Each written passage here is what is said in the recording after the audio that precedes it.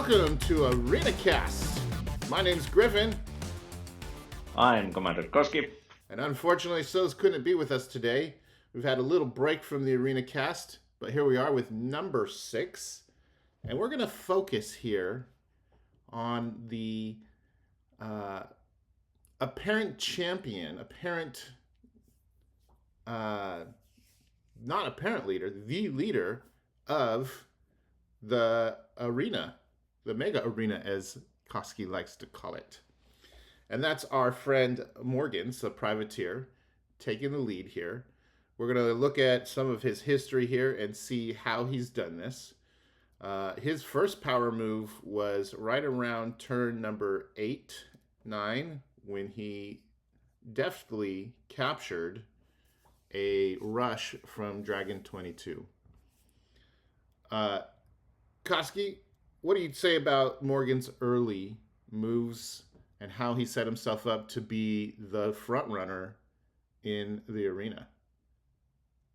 Well, as I discussed in my earlier episode about what kind of a race the privateer is on the mega arena and elsewhere, is that its survivability is low. So I'd argue that his first power move in this game was to discuss a peace deal with Joshua, because that's the most decisive thing that happens here and lays a label to the whole thing from start to finish. He's got an extremely powerful robot player in the same cluster as he is, and he is safe from his actions. So that's something that really started this all. And of course, the elephant in the room, him being in the international team and being in cahoots with Möper from the beginning.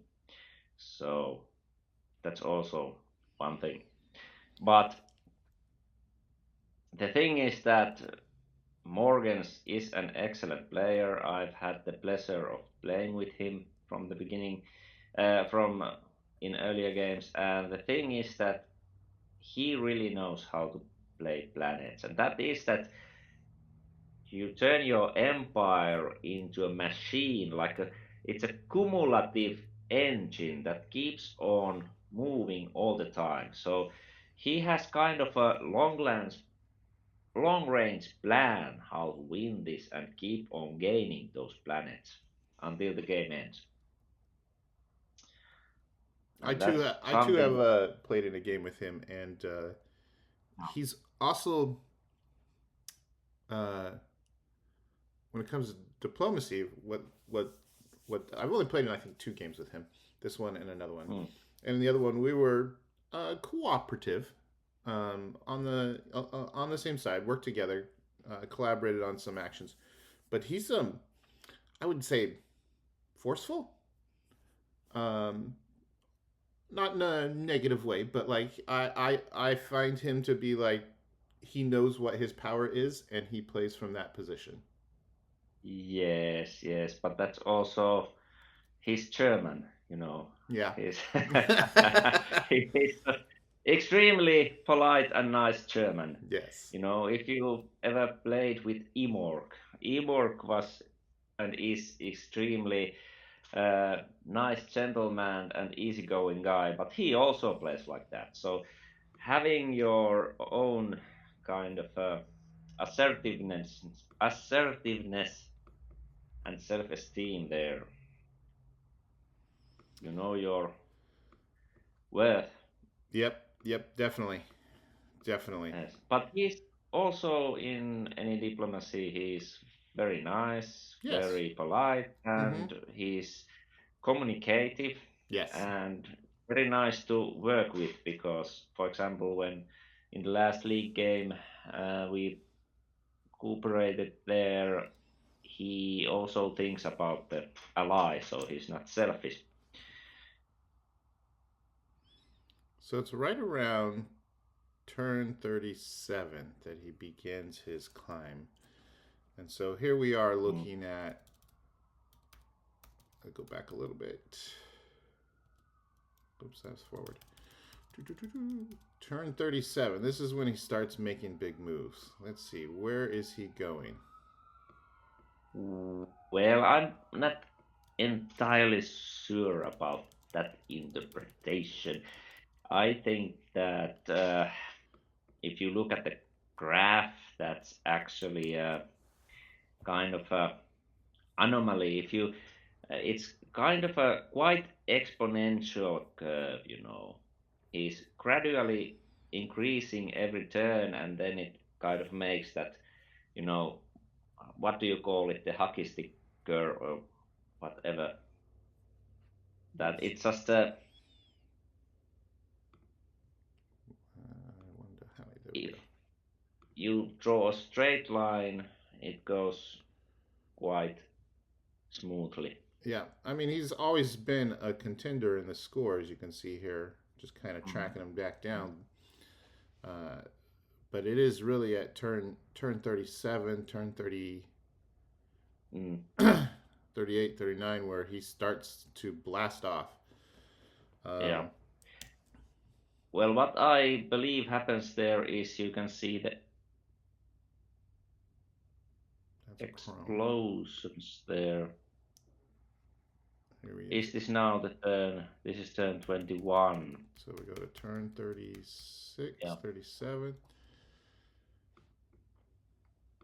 I think it's the moment when they reach a tipping point in the war against Chrome, and Chrome starts to really fall, and Morgens is able to start really taking his planets.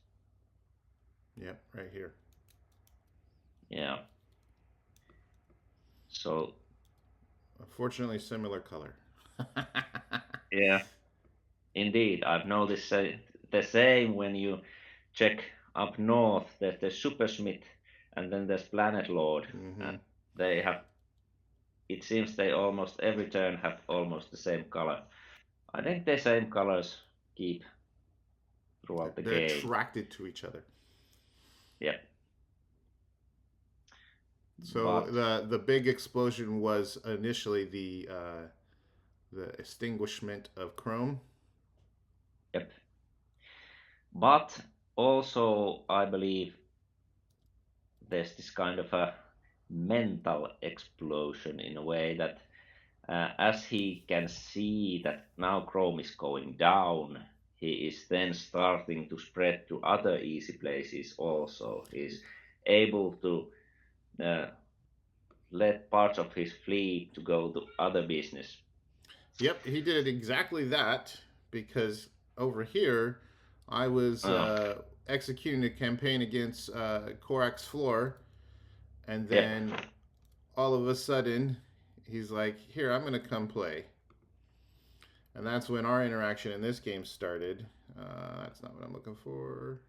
But you can see right here, he's got a cloaked meteor right here. There are rocks all over the place, so it's really hard to stay hidden in this area. Um, yep, Cram is just cramming things down everyone's throat. And that's when I reached out to him and said, "Hey, what are you doing over here?" And he very clearly said, yep. "I'm here for free ships," which, which is exactly what Exactly. happened. Is he ended up taking these Virgos. Him and I have had a couple of hmm, hiccups in our relations there, but he decided that he was now going to be the owner of all this space. And mine was Yes. a campaign of guerrilla warfare. I didn't have the means of which to deal with two Virgos, which are now his. So Uh, it's his space now. I did all this hard indeed. work, and now it's not mine. Yeah, it's the kind of uh, as the saying goes, our last president of Finland said that Cossack will take everything that's not chained to the crown. So it's the same thing. He's now looking for, or after he get got Chrome down, he's trying to get to everything he can get easily that's in reach. And when you think about that, we have 10 turns to go, and he has got MCBRs, he could go across the map a couple of times in that time. So there's He, plenty of those free ships around. yeah. And what are you gonna do? Let's see. What's he rocking here? He's got lots of meteors, rush. He also has 3 fire clouds. He's an Yep, aggregator. He's those. got those Virgos now. He's got a Mm, Nova. mm, yep. And the whole thing was that uh, the fire clouds came from that bird space, map.space. Map.dot got his first fire cloud from the uh, Borg that was in the same cluster with him, and I believe he cloned one, and then he decided to kill the other Borg there also, and Morgens was there helping, and I believe he got those those fire clouds as part of the deal somehow. But I'd like to hear from Mapdot what's the big idea here, because now he's like living in a one planet reservoir after Yeah. Joshua came in. Oh. He's got I think 2 planets. Mm. Yeah. Here. I Right actually here. think what happened there was that uh, uh, they weren't really clear enough with Joshua that you shouldn't touch other players around there. And when Joshua did, then Morgens took all the planets from Mapdot he could before Joshua could get them, because he had a peace deal with Joshua. So if they would have been Mapdot's planets, Joshua could have taken them, but as they are now Morgan's planets, he can't touch them. Do you know who's on the is Mapdot on the international team? I believe he is, and that's the funny thing. And also Spore is, and now Spore was also there, taking some action against Mapdot, but also he had some fighting against Joshua. So it's fun. Well, hats off to the international team. I mean, the whole premise of this format here is to see how this might work for a future Mm. league version. So I think they took that very serious Yes, and yes. are applying how they would do that. I think a lot of other people are just playing the game. Have you noticed any other obvious collaboration between teams? I do know that someone that I've dealt with talks about his team lightly, but I don't know that I've seen any like. I haven't been able to notice any massive collaboration on a team basis. Have you? No, not really. At least nothing efficient enough to catch my radar. Yep. I the I've been too busy reporting, and Silist has been there all by himself from our team. There hasn't been anybody else. I think most of the players have just moved in and carefully feeling the vibe here, what's going on. For Mm-hmm. example, me, I really just focused on uh, getting defenses up, and I didn't think this through until I now realize how I should have been playing this game. But Morgens hasn't had that problem at all. It's obvious that from the start he has had this working expansion idea, and I'd argue that Cram has that also, but he hasn't been able to execute that as powerfully as I think Morgan. I think it's a momentum thing. So Cram has been building his momentum too. He got a little bit of a boost early and then kind of got stuck for a bit. Yeah. And I think that's because there's a lot of group resistance against any Horde Wasp. And I think also mobility is a big factor here. The Horde Wasp can't change directions very fastly, very quickly. They can't pivot as much as a privateer who sees an opportunity and then can quickly move assets in to seize that opportunity. That's exactly true.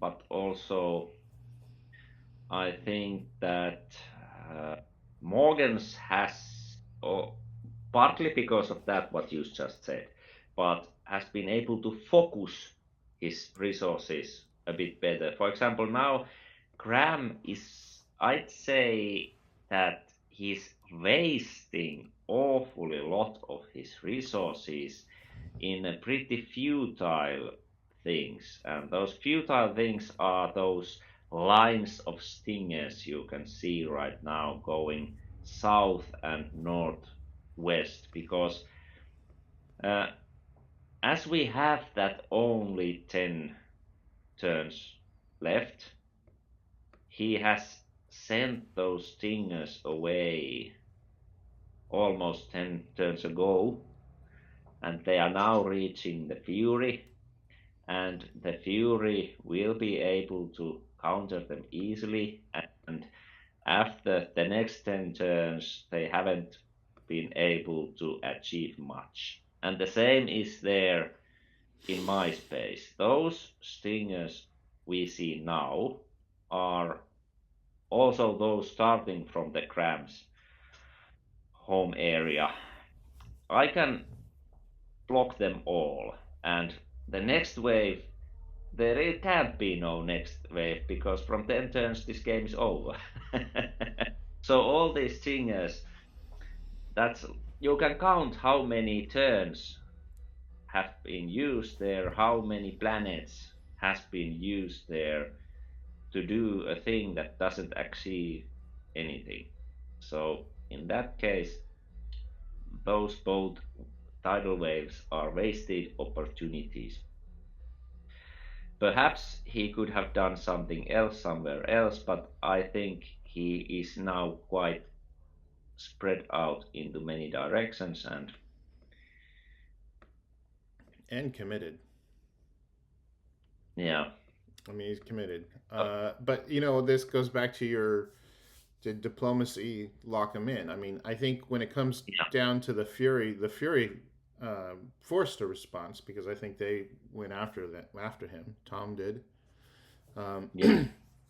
so he's just responding to that, and then obviously that gives him a natural direction to push against because obviously he's in this corridor here, and he has cooperative with Sala. He obviously has some kind of agreement with Joshua. Um, Yes. so and then he's also been exploring some opportunities through wormholes a little bit. Um, Yes. And but he's been quite careful with those. For example, that was a very good breach into the north from there, but he could be a bit more aggressive there. He's been able to surprisingly easily getting foothold over there this is in true. comparison. I would say that he might be hampered by the potential.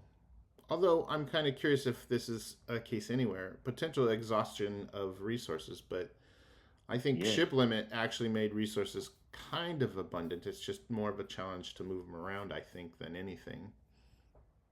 mm. Indeed, yes, yes. After all, that area is the most fought over area in the Yes, game, been a lot so of different owners of these planets over here. so that's been very interesting. But partly because of what race he's playing, but Morgens has been more able to utilize the resources he has to expand and take those possibilities. And if you think the range, like I mentioned, he still has, we have 10 turns to go, and he can still go through the whole map perhaps a couple of times if you think about it. If you just start moving with an MCBR. Yep. So when Yep. I was thinking that what a player can do now when we have 10 turns left, you could start to like think about your planets, draw circles there. How many, from where can other players reach you? And with the privateer like Morgens, it's just impossible to. It means that it's like the last turn or something when he can't reach you. So I really, at this point, for Morgans to, if I so boldly could say, lose the game, would require Mm. literally everyone to turn against him. Pretty much, yes. And I've been a bit surprised that what we haven't seen here is any opportunity, any attempt by other players to kick the lead runner's shins, so to speak. So he's been able to very freely just attack and not defend. So, for example, if Joshua would just move over and take his home cluster, it could make a dent There into you go, that Joshua, planet if you're cram. listening. Yeah, but it wouldn't help much. I think also because this is a rehearsal game, so this is kind of a scenario where we have the East Coast and West Coast All Stars are meeting together in an All Stars game, and the season is over already, and Yeah, no they are stakes. just No stakes. It's just for the yeah, glory. yep, yep, Don't want to get hurt in the All Stars game. You're just there to have some fun. exactly, exactly. You don't want to burn bridges and backstab at this game at this moment. So if they have a peace deal, it will last until it ends. Well, Morgans, let's see what happens to you in the final 10, 11 turns of the game. Uh, it should be interesting to see if anybody takes any decisive action to stop you. Um, I wonder where he's going to go next. Has he opened up any new frontiers besides coming in to take this free space that was contested over? I haven't seen him anywhere else. Have you? Well, not really, but he's cloaked, so Mm-hmm. it's difficult to see where he's heading. He's been really, I really believe he's also sending quite a lot of messages because, for example, the northwest corner, he clearly has some kind of agreement with Drexion because he was able to take those two planets, and now Drexion is leaving them to Morgens. So, and that's quite recent event. So that must have been quick. Like I these are think Ulkis he's planets. I'm gonna take them. Don't touch them, or I hit you back. And okay, that's a deal. well. Technically, they were fed planets and have been for a while. Yeah. So he saw fed planets there, and he took them. And now, even though they are there, I'm sure they've discussed with Drexion about what happens if he goes to take them over. Mm. Yep. Based off of my experience with him, he's pretty clear at putting the choice consequence. Mm.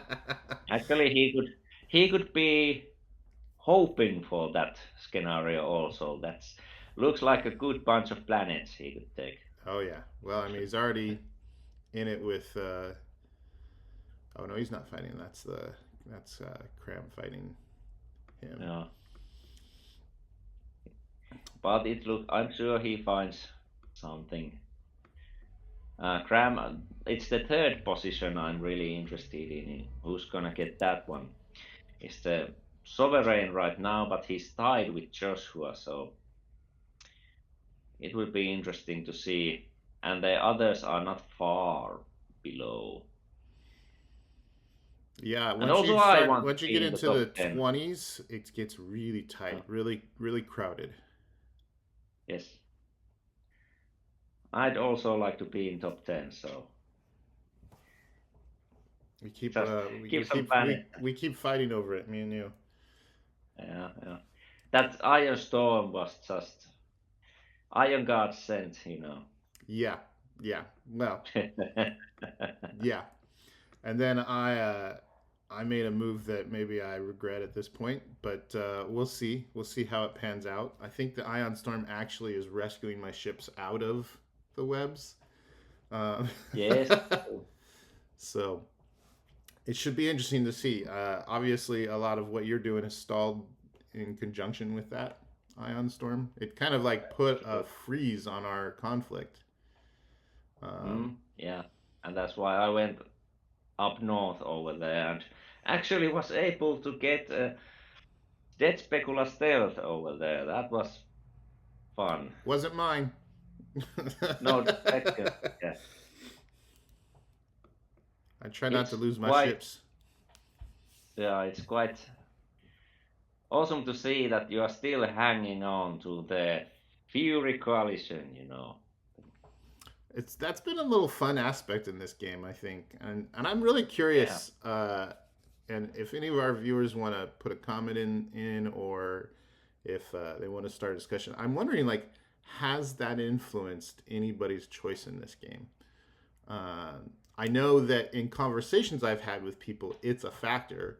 And internally within our Fury coalition, the Code of the Horde, we've made very clear like when this triggers the code, this doesn't trigger the code, because we wanted to be able to operate independently without having to ask, can I do this? But the idea was to be a deterrence. And the nature of the game, the length of the game, those that have triggered the code against us may get away without a response from us because we just literally don't have that many turns to come after you for the harm that you've done.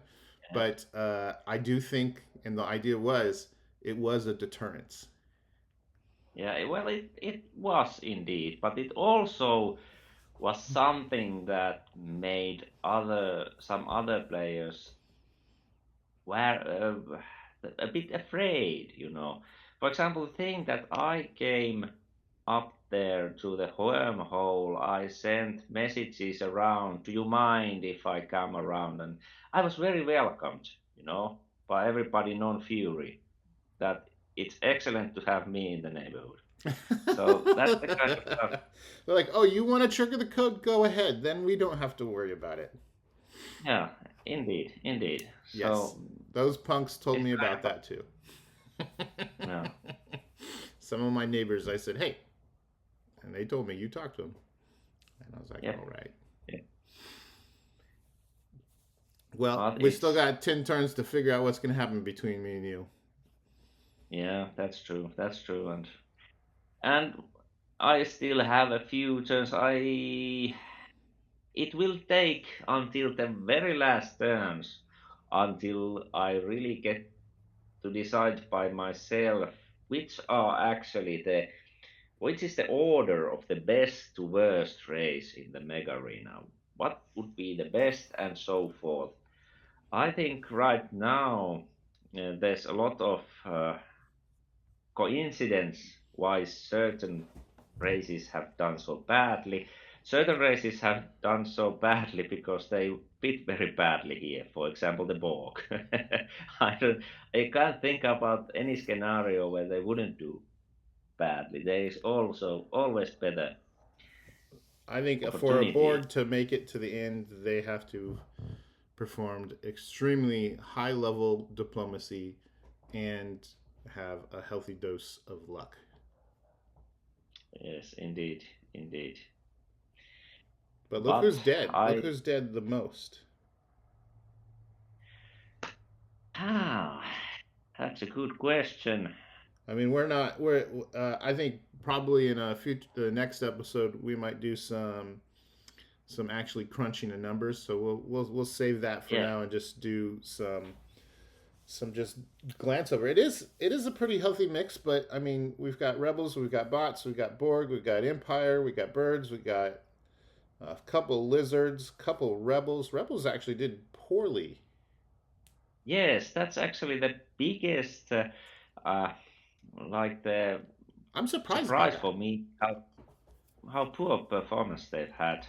I'm surprised by Even that. I with some mean, great players, yeah, even with some great players like Jason and I would say like we, when you look at the rebels, like I considered the rebels for this game because EDF is super powerful at stopping a military advance, and you can't beat the economy of a rush carrier mm, and command ship. I mean, they have some good ingredients for being a successful race. So I am a little surprised by it. we, But I do think, like you said, some of it's the race, most of it's the player, um, mm, and some of it is geography.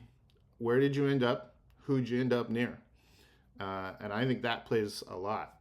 And I think in your episode where you talked about who's at the top, it's those that were aggressive in the beginning. So yeah, there's a case to be made that aggression is rewarded in this game, as long as you can yeah, keep keep the others at bay whilst you're being aggressive against your victim. yeah.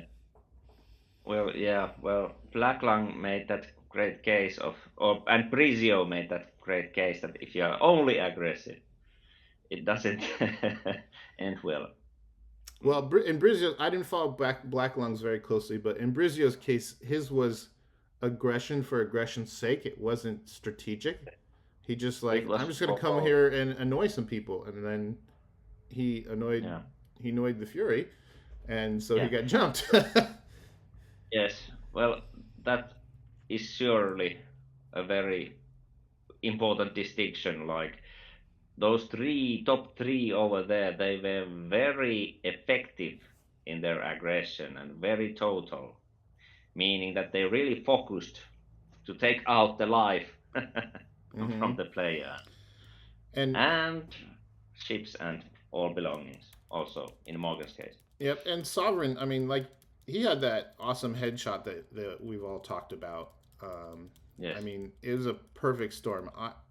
I think if I had been this guy, the first thing I would yeah, have did was go kill these people because like Fury versus Empire beginning game. I mean that should be that should be easy to call. I mean, how many turns did it take for him to get that Death Star out?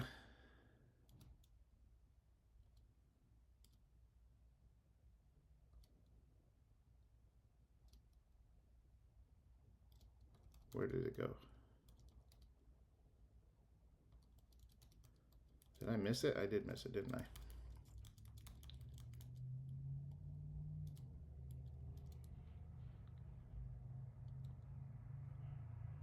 I could have swore we should have seen it built. I have to go back and look.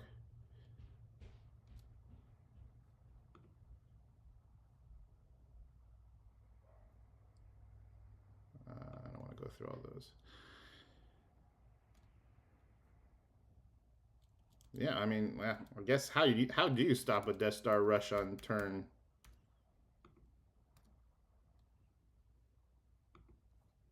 what is this? well, Turn that was 8? Yeah, I mean, how do you stop that? I mean, I don't know. I'm just saying like that's a pure blitz attack because some top players in blitzes nowadays use that with the evil empire. this is Just true. go with the copy. But then, and it works in this setting because you get so many priority points and everything. And in this case, especially because he got the best place on the map for evil empire, right in the middle of the nebula. Yep. That's awesome. But the thing is that, of course, with webs and then you can try to do something like cloaked intercept with some birds, and maybe all races could find something to counter it. For example, for the Fury, you could try to shoot out all those fighters. For example, in this case, Trenant has made this. I already gave him feedback about that you should have beams in your Nefarious. He Oh had this yeah, yeah, yeah. idea Mm-hmm. saving minerals, saving minerals by not setting any beams to the Nefarious, but something like that could help a lot. What else?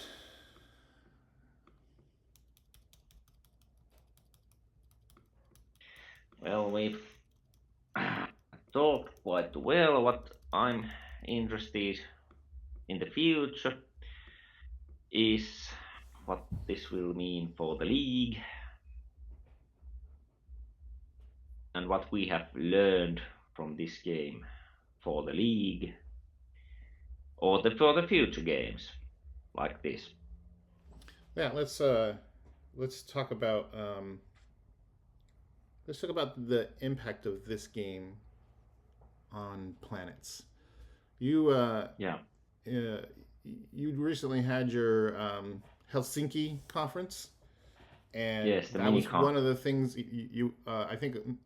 I think there's only was it only one of those guys was in addition to you in this game. Is that correct?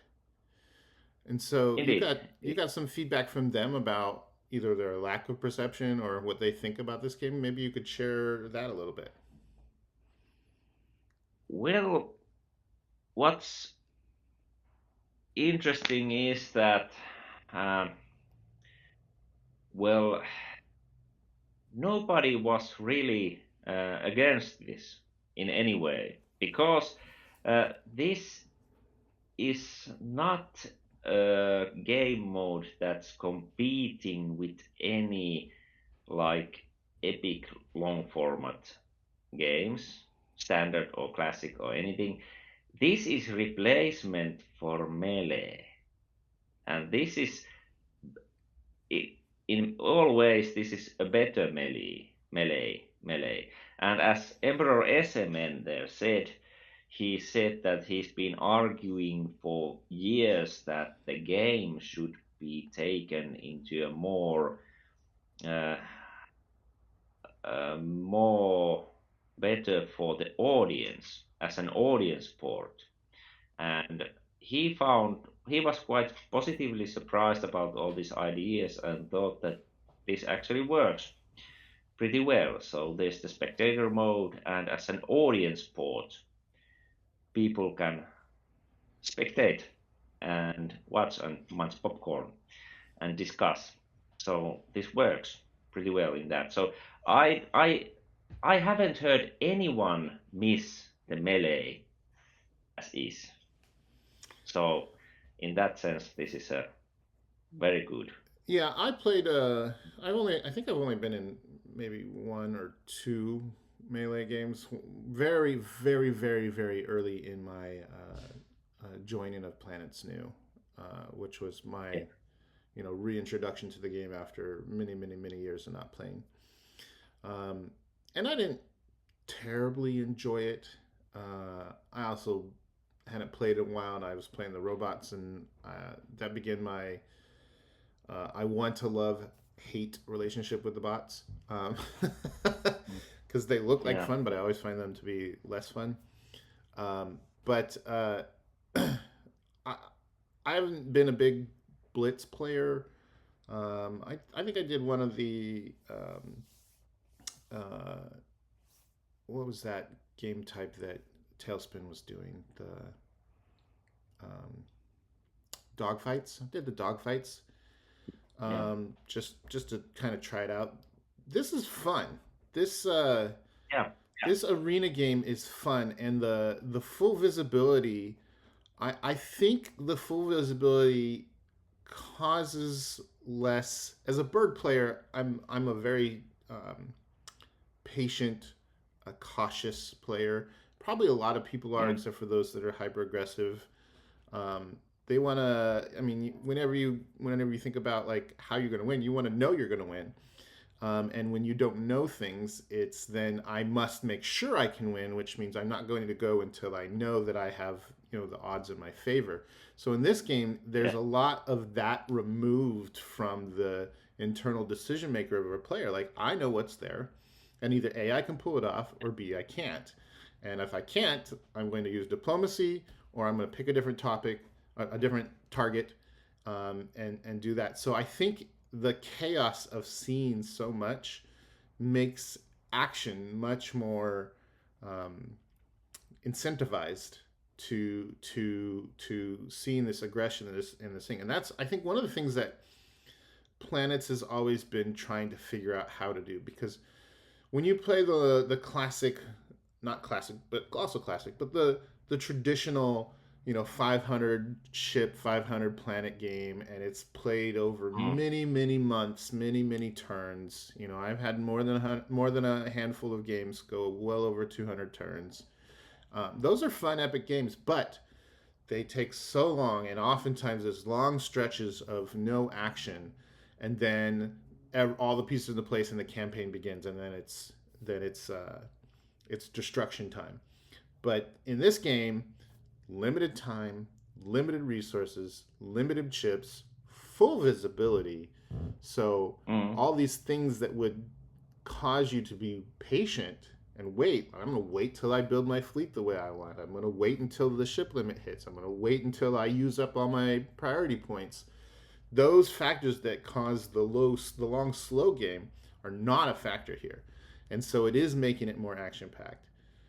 How do you think this fits into future iterations of this game and how it might influence the other games? And then, thirdly, how do you think this does towards attracting, potentially attracting new players and growing the community? Yes, I'd say that for the first questions about how this is related to other games, I think I just mentioned that this uh, is a better version of Melee. So this doesn't step on any other game types' toes or yard, so to speak. It just improves this slot. And what I really think about here is that for the community and future games, there's the inclusion, there's the inclusiveness. I've had some players who've discussed with me privately. They've told me that they've been playing Planets for years and they know that they are not very good and they will never be very good. But they just want to be there with everybody else and also be able to play with the big boys. And that was the reason why they talked with me, because they didn't like the league and the competitiveness, because that would mean that they had no business playing with the big boys. But if we have this league where everybody are in, this is like all included, and also it's not very heavy fight or fail. So it doesn't mean that if, people immediately die. They will keep on dying, yes, maybe half die, but some can survive even to the end with one planet or something like that. And it's not so big deal. That's the one thing. If we think about how we are going to keep new players, the new players in this game, they can see how the big boys play, and they don't have that experience of playing for 6 months and then being squashed like a bug by somebody. It's hard because, Because like, when you play a game for that long, you can't help uh, but get, like, seriously invested in it. And when it goes yes, bad, I mean, yes, when you're like, especially like a game where you're like, hey, I've seen people die off, I'm still in it. And then, mhm, and then you become the focus of a coordinated expert attack. And then you're like, oh man, I suck so much. yeah, yeah, and it can be really devastating mentally and Yep. make you just quit the game altogether, and I don't want to play this any game. But this should have a lower threshold for that. I mean, I'm So stressed. I thought we were friends, and then you came and take my planets. Thought we were yes, I'm friends, friend. man. Yeah, but it's different definition of being friendly. This is the how we treat friends around here. How do you think? Just real easy question. Has this been a good addition to Planets.nu?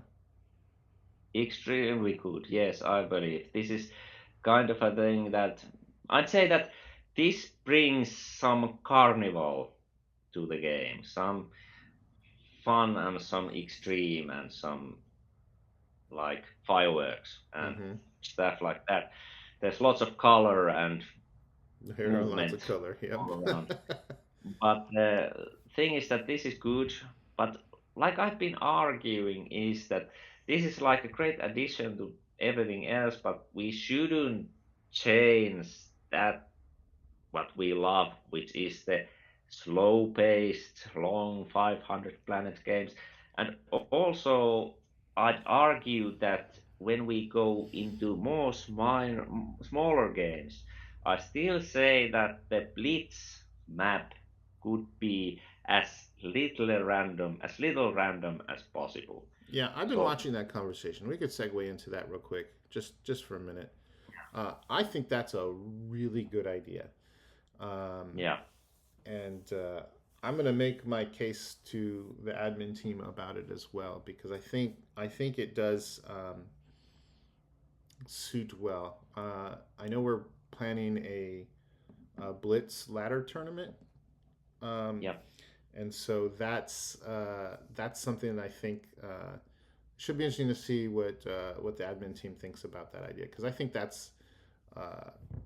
I think that's a good way to just go like, okay, let's make it race skill based. I mean, it's yes, skill with your race yes, selection. And I don't even yes. know how we're gonna do like the race stuff if it's gonna be open or we're gonna figure. I don't know. We haven't actually worked out those details yet. But uh, I think trying to figure out how to make that thing less about random luck and more about skill and race selection. I mean, I think that's a valid part. I mean, otherwise we'll just make everyone fight as the feds or make everyone fight as whatever. Pick one. That would be an interesting tournament too. I don't think that would be league, but actually that's not a bad idea. I'm gonna log that one away for later. Um, have a race on race fight, see who can actually beat the other one better. Anyway, I want to close on just spend a little time talking about you. I want to talk Ah, about the Planet Extravaganza Commander Koski reports. yeah, Uh, yeah. I love seeing a new video in the feed. I'm always looking at it. In fact, when you put your last one out, I was messaging you right away about it. Um, I was Yeah. still watching it in the premiere, which is a fun way to do that. And I want to tell you that I think you've done a great job. I know lots of people are probably reaching out to you. I haven't looked at the numbers, but like for our community, I think it's been a really great thing. And thank you for putting in the time for doing that. They're always Yeah. fun. You have such a great charisma for it. So I just wanted to give you your kudos for that for putting in that time.